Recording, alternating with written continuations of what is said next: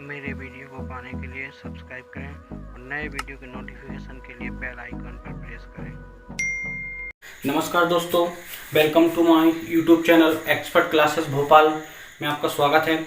मैं आज आपको ज्योग्राफी का एक वीडियो बताऊंगा जिसमें अर्थ से रिलेटेड क्वेश्चन को दिए गए हैं। मैं कोशिश करूंगा डायग्राम से समझाने की, और यदि आपको समझ में आता है तो सब्सक्राइब करें, हमारे चैनल को शेयर करें और कमेंट करें, और यदि अच्छा लगता है तो अपने दोस्तों को भी बताएं शेयर करके, और बेल आइकन को दबाना ना भूलें, क्योंकि यदि यह नोटिफिकेशन आपको चाहिए हमारे नए वीडियो का तो आपको बेल आइकन दबाना बहुत जरूरी है। ठीक है, तो मैं आपको बताता हूँ आज वीडियो में मैं आपको क्या क्या बताऊंगा, देख लीजिए ध्यान से। मैं आपको परिधि क्या होती है हमारे अर्थ की या हमारी पृथ्वी की, व्यास क्या होता है हमारे पृथ्वी का, या फिर आपको पूछा जाए आयतन या मास क्या होता है हमारी पृथ्वी का, आयतन क्या होता है, उसकी एज कितनी है, हमारे सरफेस या धरातल का क्षेत्रफल कितना है, या एक परिक्रमण वेग मतलब हमारी पृथ्वी की वेलोसिटी कितनी है, वेग कितना है, वेग भी बताऊंगा, वेलोसिटी भी बताऊंगा। पृथ्वी में सबसे गहरा बिंदु कौन सा है, पृथ्वी का सबसे बड़ा बिंदु कौन सा है, ये सबसे चीजें बताऊंगा। ठीक है, इसके बाद में चलो क्लियर करता हूं। सबसे पहले क्या होता है, यहां से लेके यहां तक की दूरी, इस केंद्र से लेके इस केंद्र तक की, मतलब हम यहां अगर छेद करते हो और यहां से सीधे यहां तक पहुंचते हैं तो जिसको बोलते हैं भूमध्य रेखीय व्यास, इक्वेटर डायमीटर या भूमध्य रेखीय व्यास।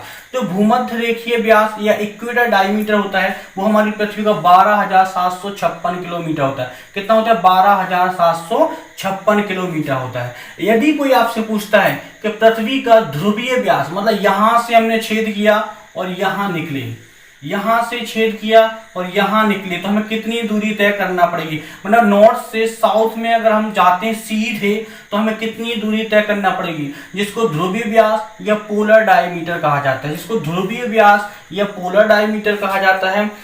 तो ध्रुवीय व्यास या पोलर डायमीटर की जो दूरी है 12,714 किलोमीटर, 12,714 किलोमीटर। समझ में आया कि यहां छेद करूं, यहां सीधा बोला है अभी मैंने, जो एक व्यास होता है वो सीधा होता है, और अब देखो ये ध्रुवीय, ये भूमध्य व्यास है, ये ध्रुवीय व्यास है। तो भूमध्य व्यास 12,756 है, और सॉरी भूमध्य व्यास 12,756 है, और ध्रुवीय व्यास हमारा या पोलर डायमीटर हमारा 12,714 किलोमीटर है। अब ये ज्यादा है ये कम है, इसलिए ये ज्यादा और ये कम इसलिए क्योंकि सबको पता है हमारी पृथ्वी चपटी है, चपटी होने की वजह से इसकी चौड़ाई थोड़ी ज्यादा है और ऊपर से लेंथ थोड़ी इसकी कम है, इसलिए देखो ये कम है और ये ज्यादा है।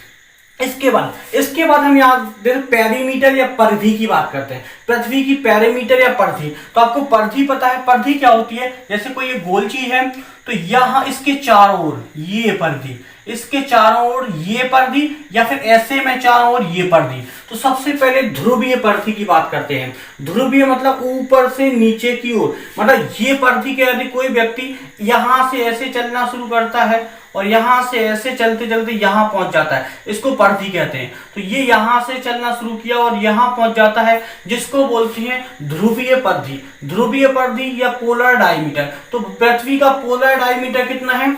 40,008 किलोमीटर। कितना है? 40,008 किलोमीटर, याद रखना 40,008 किलोमीटर।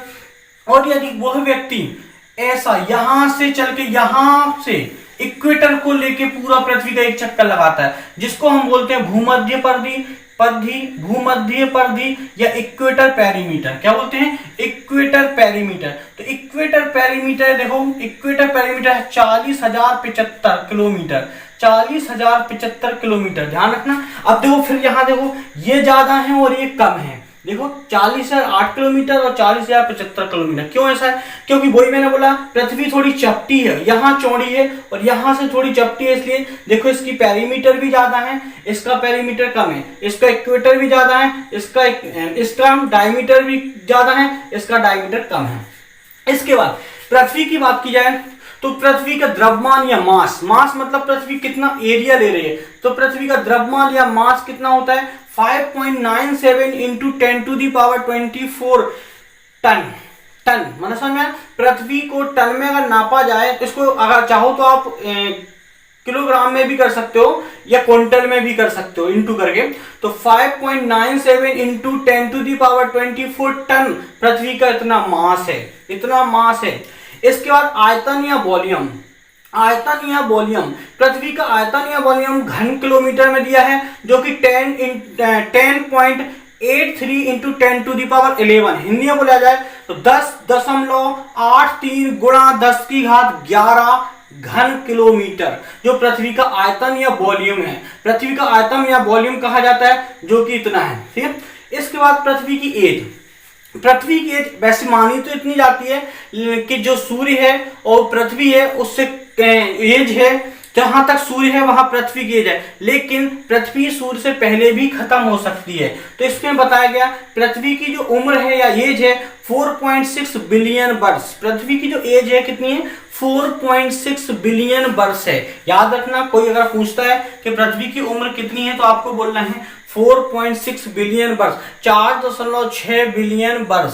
ठीक है, ये बिलियन ही रहेगा या मिलियन मत करना। अब पृथ्वी के धरातल का क्षेत्रफल, पृथ्वी के धरातल जो पृथ्वी का सरफेस है उसका क्षेत्रफल कितना है। सरफेस, पृथ्वी का सरफेस मतलब ये पृथ्वी है और इसका चारों ओर का जो क्षेत्रफल है वो कितना है, तो वो है 51.1 या 51.1 करोड़ वर्ग किलोमीटर। मतलब पूरा चारों साइड 51.1 करोड़ वर्ग किलोमीटर इतना क्षेत्रफल है पृथ्वी का। यदि कोई आपसे पूछता है पृथ्वी का क्षेत्रफल कितना है तो 51.1 करोड़ किलोमीटर, याद रखना। अगला क्वेश्चन है आपका परिक्रमण वेग। परिक्रमण वेग, जिसको परिक्रमण वेग क्या होता है, मतलब पृथ्वी को 1 सेकंड में कितनी दूरी तय करती है। तो परिक्रमण वेग मतलब पृथ्वी 1 सेकंड में कितनी दूरी तय करती है, तो 29.8 किलोमीटर पर सेकंड। मतलब पृथ्वी एक चक्कर की सूर्य का लगाती है तो वो कितने देर में कितने घंटे में लगाती है, कितने किलोमीटर का लगाती है, 29.8 किलोमीटर पर सेकंड। मतलब 1 सेकंड में पृथ्वी कम से कम 29.8 किलोमीटर की दूरी तय करती है। लेकिन यही एक और पूछा है कि पृथ्वी की वेलोसिटी, केवल वेग। यदि कोई पूछे आपको पृथ्वी का वेग कितना है, वेग मतलब पृथ्वी से कोई चीज, एस्केप वेलोसिटी बोला जाता है इसको, एस्केप वेलोसिटी या वेग। तो पृथ्वी की एस्केप वेलोसिटी कितनी है, एस्केप वेलोसिटी, एस्केप वेलोसिटी या वेग, पलायन वेग, हिंदी में उसको बोलते हैं पलायन वेग। तो पृथ्वी का पलायन वेग है, यदि किसी चीज पृथ्वी से रखी हुई किसी चीज को 11.2 किलोमीटर पर सेकंड की स्पीड से फेंका जाता है, यदि पृथ्वी पर रखी हुई किसी चीज को 11.2 किलोमीटर प्रति सेकंड की स्पीड से फेंका जाता है तो वो चीज पलायन कर जाती है, एस्केप कर जाती है, दोबारा पृथ्वी पर लौट के नहीं आती है। तो इसे बोलते हैं इस पृथ्वी का पलायन वेग या एस्केप वेलोसिटी। इसके बाद नेक्स्ट क्वेश्चन है अपना, नेक्स्ट क्वेश्चन है पृथ्वी का सबसे गहरा गर्त या बिंदु।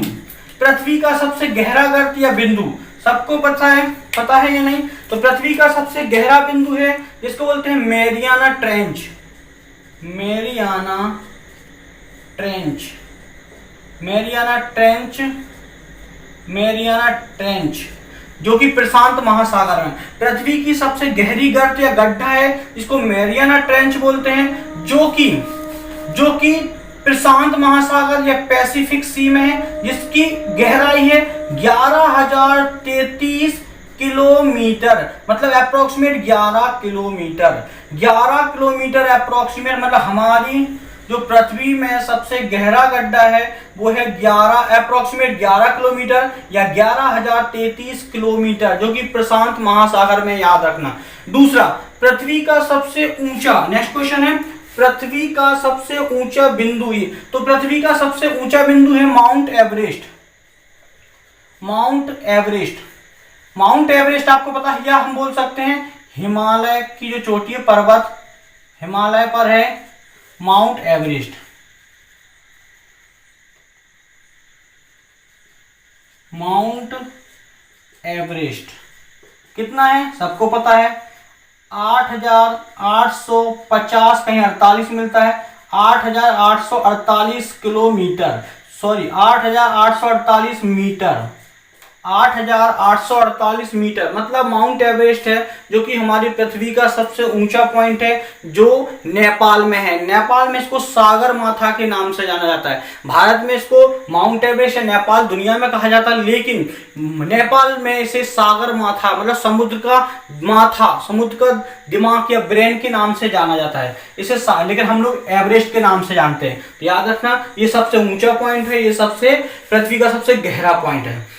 इसके बाद में नेक्स्ट आपको बताऊंगा पृथ्वी में कितने सागर हैं, महासागर हैं, पृथ्वी के कितने भाग में महासागर हैं, और कौन से महासागर में कितना जल है, और कौन सा महासागर कितने देशों की सीमा से लगता है। यदि आपको ये वीडियो अच्छा लगा हो तो इसे सब्सक्राइब करें, लाइक करें और कमेंट करें।